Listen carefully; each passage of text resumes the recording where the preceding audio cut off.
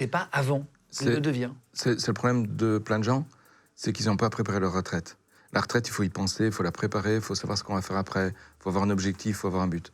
Sinon, elle te tombe dans la gueule comme une grosse baffe, et puis du jour au lendemain, tu passes d'une vie active à une vie moins active, voire inactive.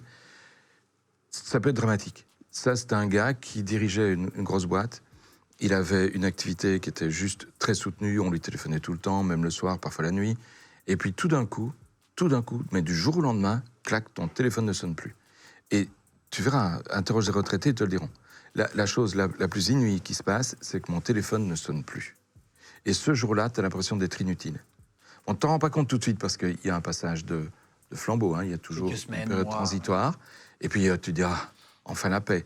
Et puis une fois que tu es bien reposé, une fois que là, t'es bon, tu te rends compte que tu viens de prendre un coup de massue profond, c'est que t'es plus actif, tu rentres plus. Mais c'est comme le chômage longue durée. Hein, c'est pareil. Oui, mais le chômage longue durée, chez eux, c'est vraiment une catastrophe, le chômage longue durée. Parce que pour les remettre au travail, alors que je n'ai pas dit qu'ils ne voulaient pas travailler, mais pour les remettre au travail, c'est extrêmement difficile, parce qu'ils sont rentrés dans un autre schéma de vie.